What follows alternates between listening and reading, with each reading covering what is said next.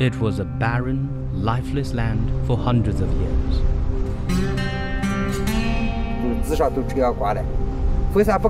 It could bury the farmland. The house was surrounded with sand. It filled every nook and cranny. However, the desert landscape is vanishing from the map thanks to the afforestation efforts of many people. One of them is a 100-year-old man who created a green miracle in the depth of Maosu Desert. I hope I can live longer to see the land turn increasingly alive. This is the very first poplar my grandpa planted. Follow our reporter's footprints by the Yellow River and hear the story of The Old Man and the Desert in episode 7 of our 12-part series, The Yellow River Mosaic, The Old Man and the Desert.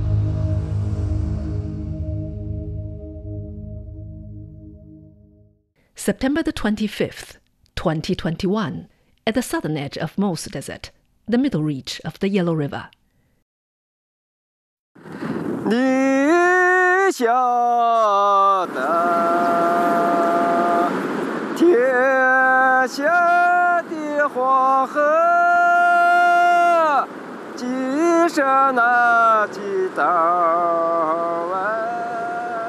The 100-year-old man we'll meet today lives in the depths of Maosu Desert, one of the 4 major deserts along the Yellow River.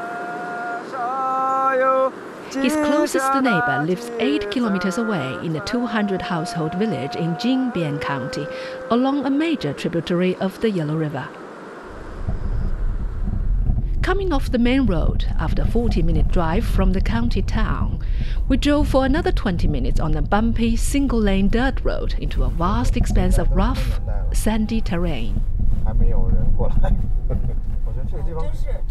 Xiao Fei, my colleague and cameraman, said he would not have the guts to travel in this area by himself. You'd completely lose your sense of direction. The roadside view had changed from farmland to endless grassland and patchy shrubs.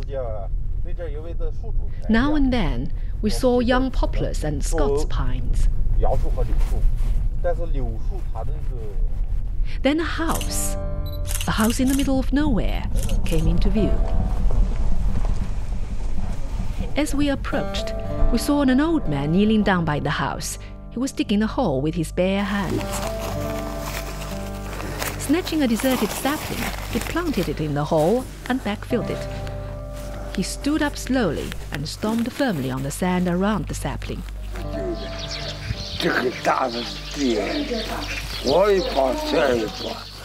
It may grow into a tree. You never know.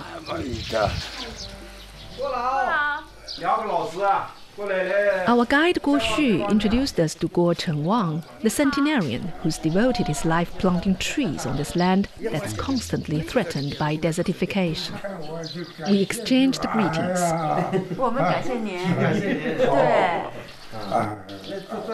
Wearing a white scrub hat, the short, brown-faced old man looked much younger than his age. Though his denture prevented him from speaking clearly, his voice was loud and powerful.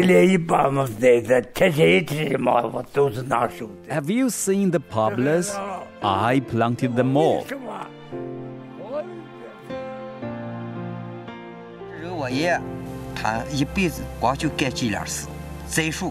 My grandpa has been doing one thing in his life, planting trees. 51-year-old Guo Jianjun joined his grandpa to plant trees when he was a teenager.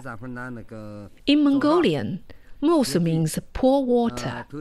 Located at the southern border of Maosu Desert, 1/3 of Jingbian County was covered by sand half a century ago. We had sandstorms all year round. Spring was the worst season. Sometimes you could barely open the door in the morning with all the sand piled up in front of it. It could also bury the farmland. Inside the house, Guo Jianjun showed me a faded black and white photo of 3 people walking down a sand dune. Each held a shovel in one hand and tree saplings in the other. He said his grandpa started planting trees in the 1970s for a very simple reason. We needed firewood to survive. There was none. Guo Chengwang was among the first of his fellow villagers to contract a piece of land in the desert in 1984. Guo Xu, our guide, said he was then a primary school student.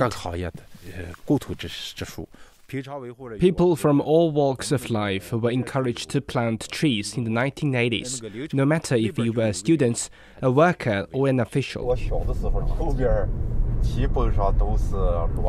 When I was a kid, we were surrounded by encroaching deserts. The land was lifeless.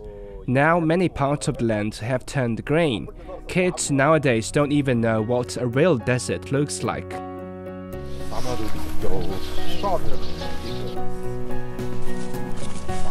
Walking around the once arid land that the family has been working on for decades, we saw clusters of bushes, grass and wild flowers, as well as poplars and Scots pines. You can still see barren, sandy areas, but mostly plants.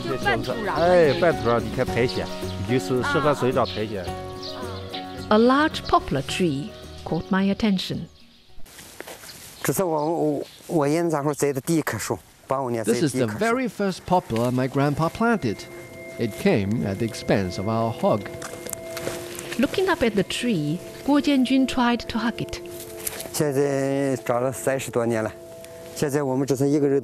It's impossible to wrap your arms around it.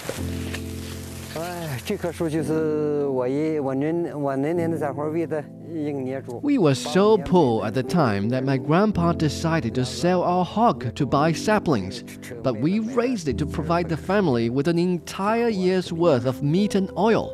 My grandma was mad at him but couldn't stop him. So we ended up without eating meat for the entire year. Guo Chengwang sold the hog for 600 yuan and bought 1,200 poplar saplings in 1985. Only one of them survived. Grandma and their children complained a lot and asked him to quit planting trees.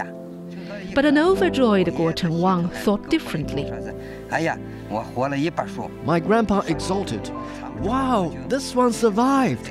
Poplars can grow in the desert."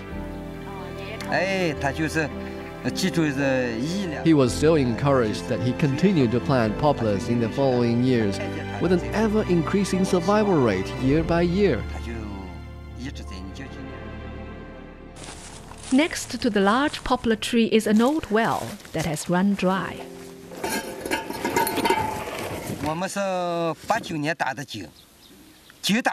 We dug the well in 1989. We rented a chain dozer to deliver water pipes. It took half a month to bring 20 pipes here. The well enabled us to get water 19 meters underground. The yield was not great, and each time we had to wait for hours for a bucket of water to be filled and drawn from the depth of the well. But we found clean and quality water in the deep desert. So we stayed. 1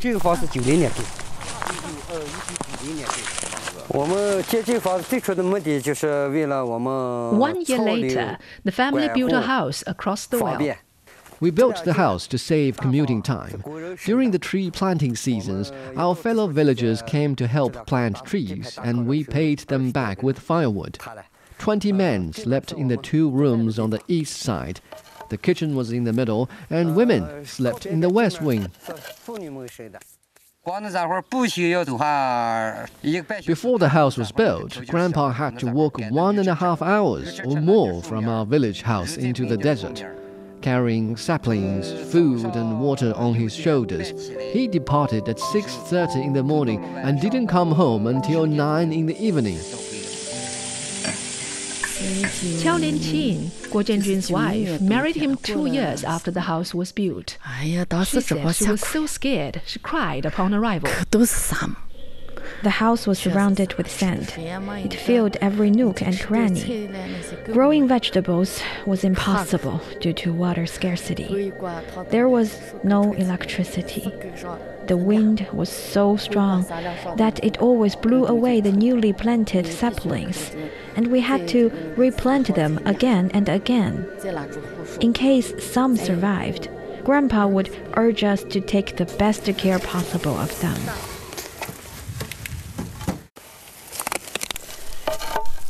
I asked Guo Jianjun whether he ever thought of quitting. Silent for a little while, the man in his 50s said he did think of leaving. I thought I was still young and didn't want to plant trees for the rest of my life. In fact, I left once, but stopped halfway. I thought if I were not there, my grandpa, who was already in his 70s, would struggle just trying to get drinking water. So I came back.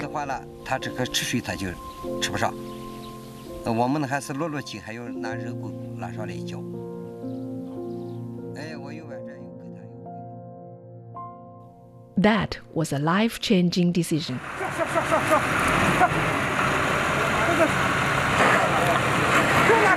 Guo Jianjun now pays his fellow villagers to plant trees, using a big tractor to carry saplings. Trees have a lifespan. My grandpa planted poplars. They have a lifespan of 30 to 40 years. They are growing very old now, and I'm replacing them with Scots pines. You can expect Scots pines to live for up to 200 years. In addition to planting trees, Guo Jianjun keeps 24 cows and over 100 sheep with the grass growing from the grove. At the beginning of 2021, the family hosted a visitor from Iran.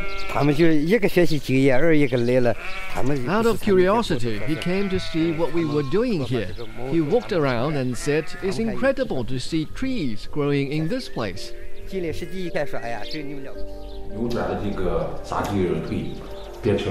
Bringing the desert under control, the villagers have started to raise cattle and grow vegetables. The sandy soil is good for growing carrots and potatoes. Some of the produce has been exported to Japan, South Korea, and the Southeast Asian countries. Guo Xu, our guide, added that the average income per capita is now 19,000 yuan, or about $2,800. That's 40% higher than that of Shanxi province. He said the ever-improving living conditions have attracted an increasing number of people from neighboring towns and provinces to make a living off the land. After having lived in the old house for 2 decades, the Guo family moved to where they live now, which is a 15-minute walk from the old residence. The new house covers an area of about half of a football pitch. Its west courtyard is lush with grass and flowering garden cosmos. The shed for cows and sheep is located to the east of the house, with a small vegetable garden next to it, growing tomatoes and pumpkins. To the west is what Guo Jianjun called an experimental field for cash crops. Rows of raspberries have been neatly planted there, with some bearing fruit.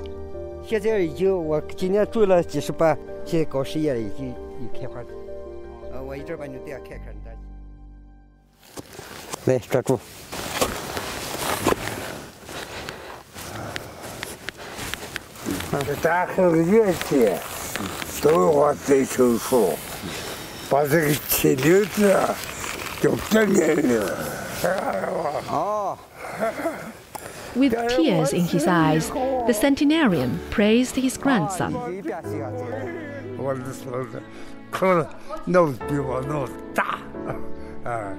My grandson has done a better job than I have. I hope I can live longer to see the land turn increasingly alive. I will go all out to plant more trees with my kids next spring.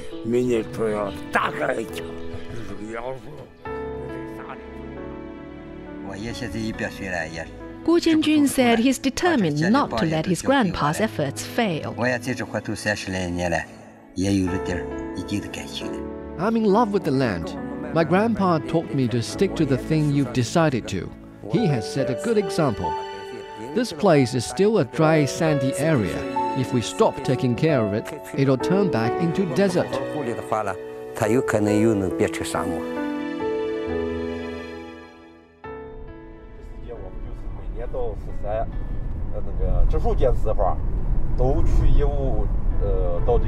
On our way back, Guo Xu said every year the locals from all walks of life would follow the tradition to plant trees on March the 12th, the National Tree Planting Day.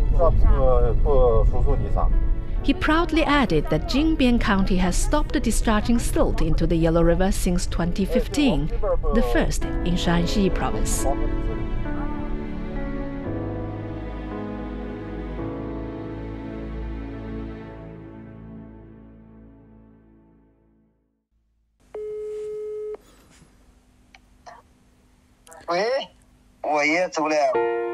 My grandpa passed away.